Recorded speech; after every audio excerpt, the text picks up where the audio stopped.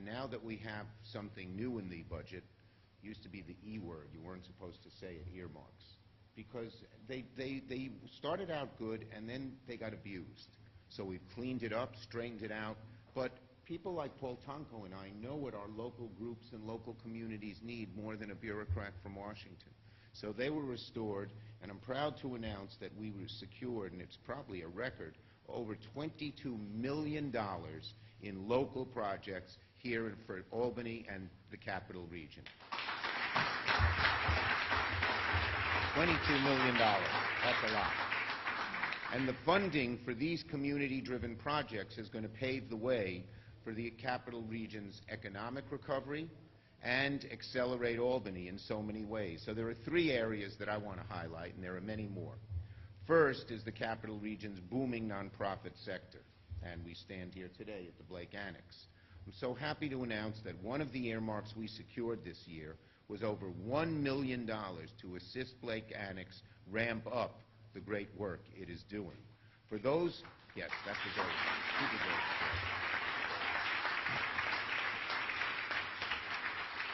For the few here who don't know, including the young people turning around in circles, my grandson was doing that yesterday. He's turning around. He's 3. How old are you? 4. So I guess he'll still do it next year. Okay. On my website, we took him to visit my mother, who is 93. And this is my grandson, so she was with her great-grandson. There's a nice little picture on our Twitter.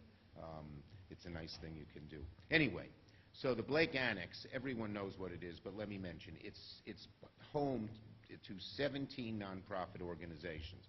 The United Way of the Greater Capital Region, these are some, Big Brothers and Big Sisters, Capital District YMCAs, the Prevent Child Abuse New York, the Community Health Care Association, Council on Family and Child Caring Agencies, the League of Women Voters, and so many others. So you can see the breadth, the expanse of the help that is given to people by the organizations here. Every one of these organizations used to be in their own space, spread out all over the community. Each organization had to pay their own rents, maintain their own buildings. So Peter's genius, and I hope is this being replicated in other cities, I hope? We should spread the word, because it's true genius.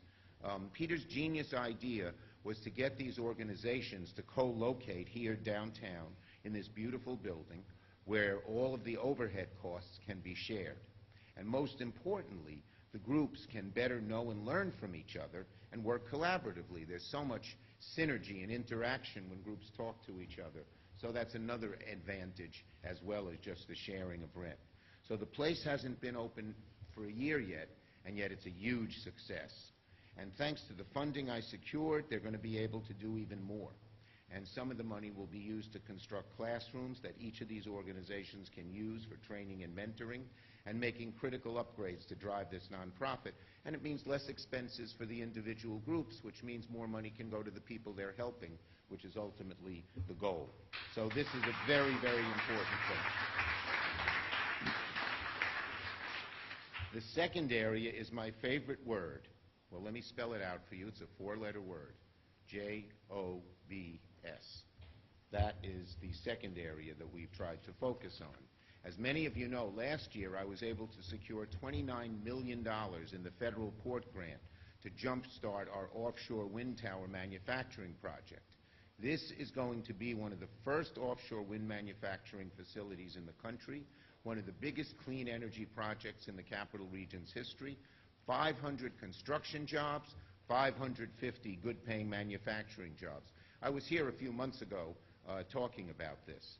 But here's the thing. We're excited for the jobs. We want people who live in Albany's South End, where the port is located, to have the opportunity to work constructing these wind towers. These are great-paying jobs. This has a great future. There are going to be more and more wind power in the country. So the local community should be able to reap the rewards of this great project. So I'm pleased to say I secured $1.5 million to create a new Port of Albany South End Workforce Training Center, which will give people the technical schools for trades career like welding and connect South End residents to good-paying jobs in the industry. So many times in the past, and it relates to the statement that you made earlier, Angelique, so many times in the past, things were located in poor communities and they had no benefit. I was just in Syracuse talking about getting money for the I-81 project, where they divided up the poorest communities. It cut them off from their work, from their transportation. Same thing here. So now people will be able to benefit. And with us today is Rich Hendrick. He's the director of the Port of Albany. Rich, where are you? Thought he was here. Rich is not here. Meg is here in his place.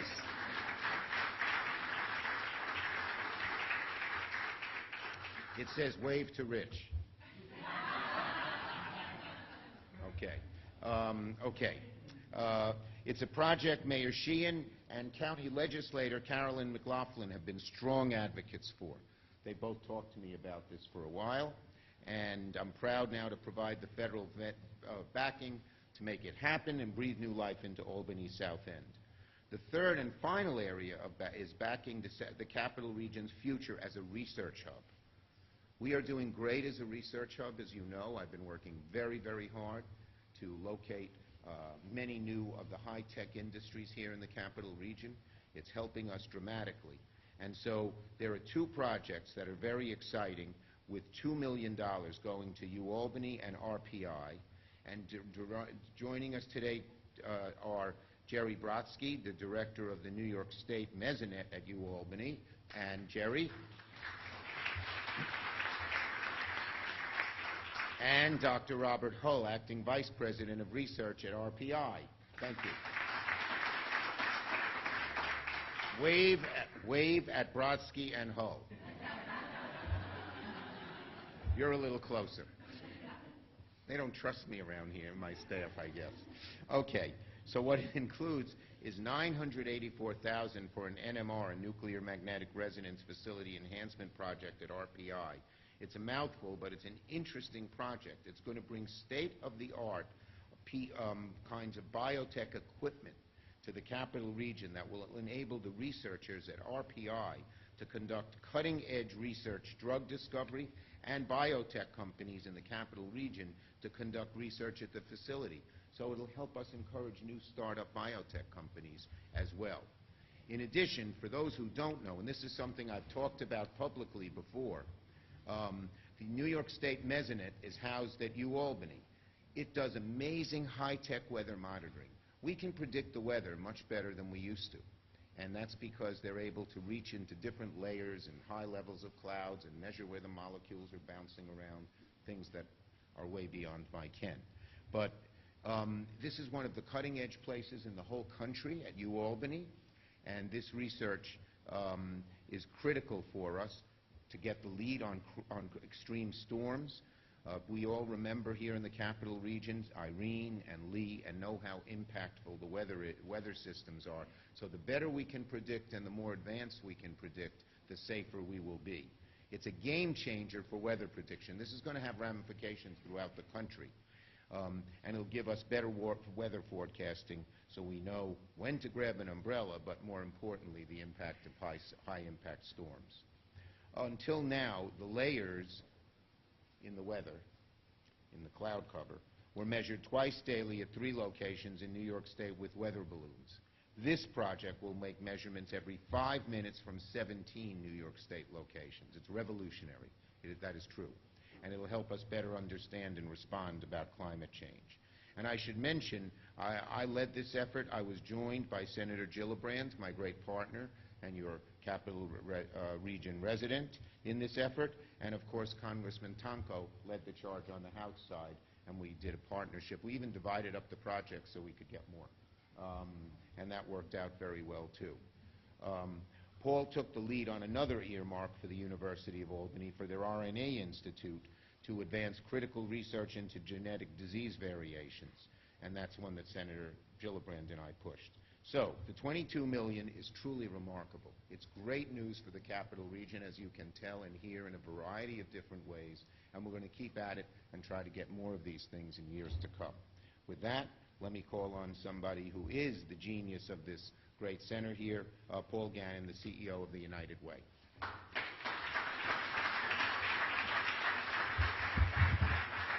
So, Senator Schumer, you've had such a long career that I won't fault you for not remembering this, but when I was at the Arsenal Partnership in my previous life, where you were a strong supporter, I remember. this guy, Jerry Brodsky, came to me and was like, I need somewhere to put these crates and a pontoon boat. And we were like, well, it doesn't really fit with what we do here. And he's like, no, it's going to be this huge mezzanette system, and nobody had any idea what the heck he was talking about.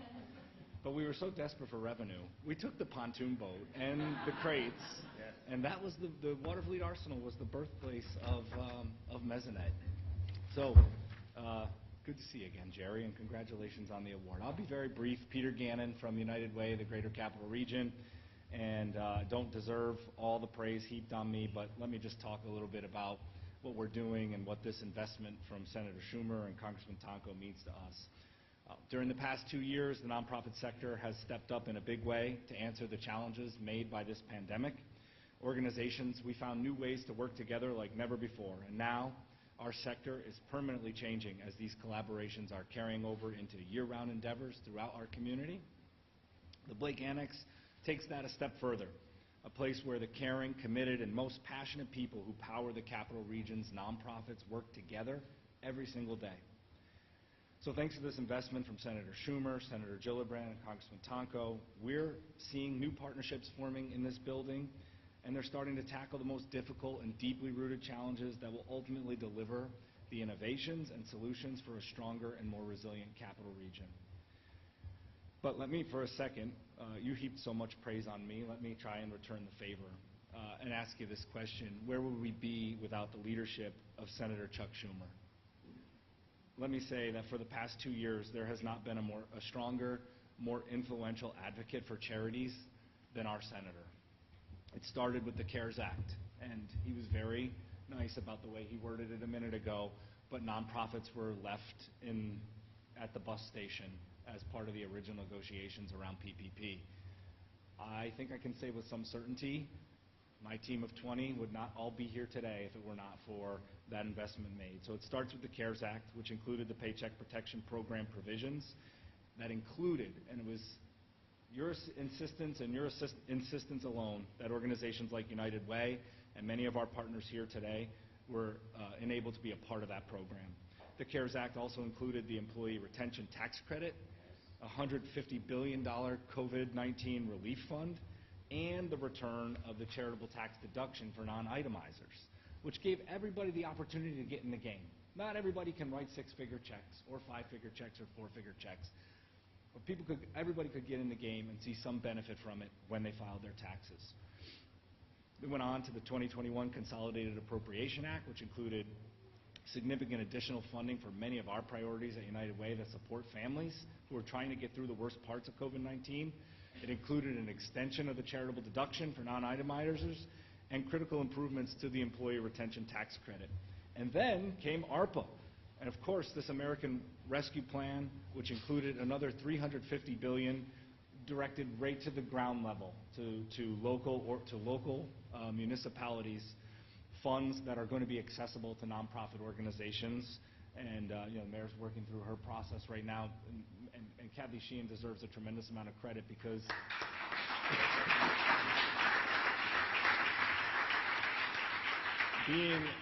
being a leader in United Way, I'm connected to a network of 1,400 other Peter Gannons across the country, and not many mayors have got their act together on this quite like you do, Mayor, and we appreciate that leadership. So all these were not only critical for survival, but it put us in a position to come back stronger and build a more resilient capital region. We're really proud, United Way, I speak for all of our team here who show up every day to fight for the health, education, and financial stability of everybody in this community. We're really proud to be a part of this project through the Blake Annex with all of you who have received these investments. And so from all of us, Senator Schumer, including my team here, our board of directors, some of them are represented. They don't look like they're having a very good time. Are you guys having a good time? Oh, they're having a good time. Like one of those Rembrandt paintings. Yeah. We thank you for your leadership and for your investment in us. Thanks. And now it's my pleasure to bring up somebody who is always here at the Blake Annex, and we always love having him because across the country, I don't think anybody has their ear to the ground in their community quite like our representative Paul Tonko does. Congressman Tonko.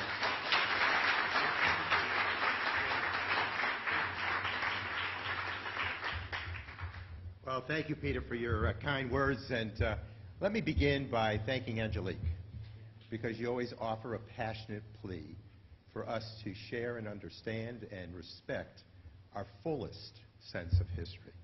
So thank you for that. Thank you for that.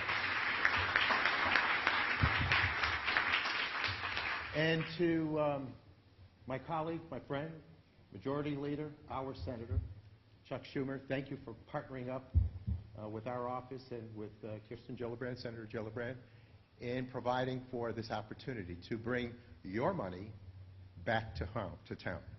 And as the Senator indicated, it is good news that we've crossed that threshold to take in more than we offer. So very important work. And I will say at the offset that both majorities in Congress were intent to bring back opportunities like this. So the campaign for a community project funding opportunity became very real.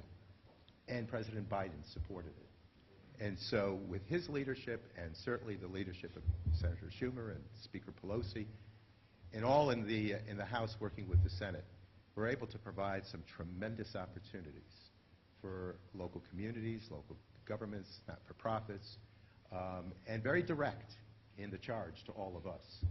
It must be of the most fair and transparent and accountable process so that everyone can defend this publicly, and we're proud of all those choices that we made.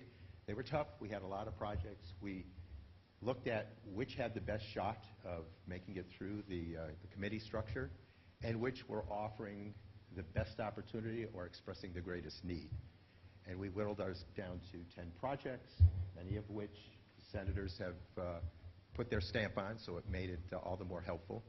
But in so doing, we traveled around the district and talked to these individuals, the community projects drivers, and said, fill our voice. So when we're quizzed by the committees, we can defend this to the utmost. And I thank you all for your input, for your involvement, for the tours that we had at each site to make certain that we're going to do our best. And it happened because you partnered with us, and then we partnered with the other house to make certain things got done. And with that, we're able to invest in energy innovation, in infrastructure ranging from digital to roads and bridges to all sorts of opportunities with water, a basic commodity. And this morning, Senator, we're at Mechanicville. We were hoping you could attend, but I know your schedule is very busy, but they said thank you. But the small city of Mechanicville had a great need for pipe replacement, and this is going to mean a lot to them, as all these projects will. And to the Blake community, congratulations. Peter, you're a great leader, a great visionary, and to all of you who house within the Blake community, thank you for lifting the quality of life for the people of this region. So many of your mission statements are about addressing the forgotten or left behind. And it's so important for us to prioritize so that we share the great resources of a wealthy nation with those who struggle. So thank you for the work you do, and you do it with great professionalism and great compassion. So we thank you for that. So as we go through this process, we're learning that there are many other projects. So we'll be back doing this now on an annual basis. I am so appreciative of moving back into this effort to address community project funding. As the Senator indicated, we know our districts well. He knows our state well. You get into that fabric of community and you understand where the struggle is, where the need lies, where the strengths of this community rest, which are plentiful. You know, we're a great region of in this capital district of a great state, and we have premier institutions in higher ed and healthcare. We have premier institutions in research. We have a great innovation economy that is cutting edge with clean energy and really taking us to new levels. And so the work with these projects will be able to reinforce that effort. So some of those projects I mentioned here this morning by style and design will be visited by us this week. We'll showcase them all, and we'll thank the other House, the Senate, and our House for all the support with our local efforts. But it is going to make a big difference, and it will empower us as a region, grow jobs, raise the quality of life, and truly express our residents with a dignity factor. So thank you one and all for all of the feedback that you gave us, and thank you as we go forward for the services you'll provide. Thank you.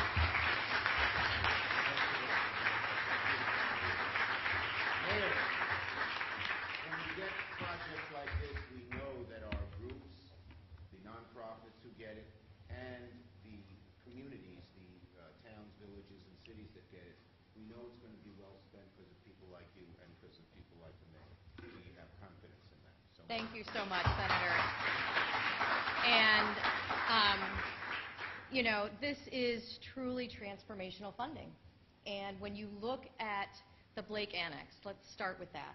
When you look at what Peter, under his vision and leadership, wanted to accomplish here, when he first came and spoke to me about this idea, we had a much deeper conversation about not-for-profits that work in our community. And I was part of a group that was trying to pull together a community-based board at one point in time, and we spent a month and a half arguing about what it meant to be in the community. Because there are those who serve the community, who see themselves as part of the community, but then those who live in the community who are served, who say, well, you know, yes, you provide services in our community, but you don't live here. You're not here every day. You're not living the experience of what it is like to be a single mom in West Hill. And so having that conversation really, I think, started some of our not-for-profits thinking about how they deliver their services. And when Peter talked about locating right here, where the not-for-profits that are here can literally walk to the communities that you are serving, you start to connect in ways that are profound and that create change. And one of my favorite words, jobs is second favorite, but one of my favorite words is serendipity. I'm not going to spell it because I might mess it up. not 4 letters. But the serendipity of what happens when you're having a cup of coffee and you're talking about a problem that you're trying to solve, and you're talking about it with another not-for-profit that might be also trying to solve a similar problem, and the work that comes out of that is going to make a difference in people's lives in ways that are so impactful and more profound than the amazing work that you were already doing before you co-located here. So this is a true investment. Thank you so much for recognizing that, Senator. Yes. And I want to thank, again, Peter Gannon and Redburn Development for being the visionaries to make this happen and to create this incubator. And jobs, JOBS, I mean, you know, that is close behind, right? Because that is what builds generational wealth in families. And so to recognize the importance of investing in the South End, in a community impacted by its proximity to the port, to be able to see that port as a part of the future for themselves and their families is a major goal that we had when we first learned about the opportunity for offshore wind. Yes, it's a great opportunity, and we have to do it right this time. We cannot have another broken promise to a community where there have been a litany of broken promises. Senator Schumer understands that, and this commitment and this investment in the South End is a tangible representation of that. So thank you so much, Senator. I can't say enough about how appreciative we are. and I want to thank the Port and BOCES. We're all getting together and trying to figure out what this is going to look like and how we can make sure that this is going to work for our community. And so, I also know that, with the investments happening at UAlbany, at RPI, the collaboration, the cooperation, it is phenomenal for the city of Albany and for the region because it means even more jobs. The work that you are doing is going to create jobs, and again, we're very grateful for that investment. And, Senator Schumer, you have also lifted children out of poverty. The expansion of the child tax credit lifted children out of poverty. That is truly a remarkable accomplishment. Save Our Stages, the work that you did for our restaurants and small businesses. At a time when people had every reason to feel hopeless, you gave us hope. And we are in the process now of investing our ARPA funding. We already invested it in our frontline workers. We invested it in the safety of our firefighters, getting them a second set of turnout gear so that when they go in and are exposed, they have another set of turnout gear. And we've invested it in in replacing our lost revenue, which was very important to us. And now we are in the process of reviewing 147 applications, totaling $141 million in requests for $25 million that we're going to put out there. So I think I'm going to walk in your shoes a little bit because I know we ask a lot of you, and you have to be able to make those strategic investments. So think of me over these next few weeks. We're joined by our Common Council President, Corey Ellis, who's also going to be part of that decision-making team. So we have a lot of work ahead of us. But I am grateful for the work, and we are here because of your leadership, because of Congressman Tonko, who I will point out, I know he's limping a little bit. I did not trip him in the parade. I walked next to him. He left that parade perfectly fine, so I just want to be on the record. But thank you for your partnership. Thank you for your partnership as well. So thank you all.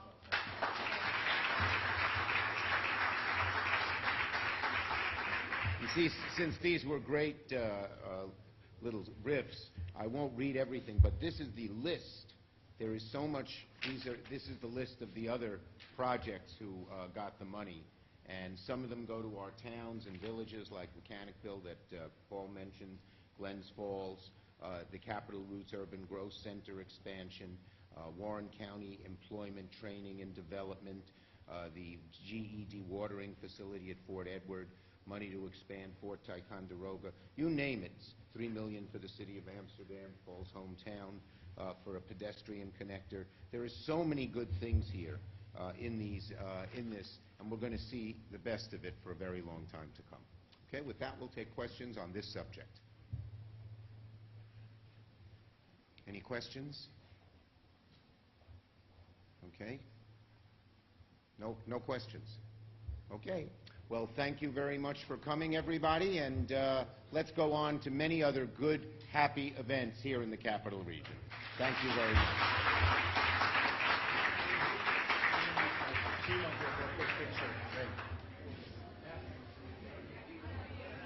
Sure. Love it.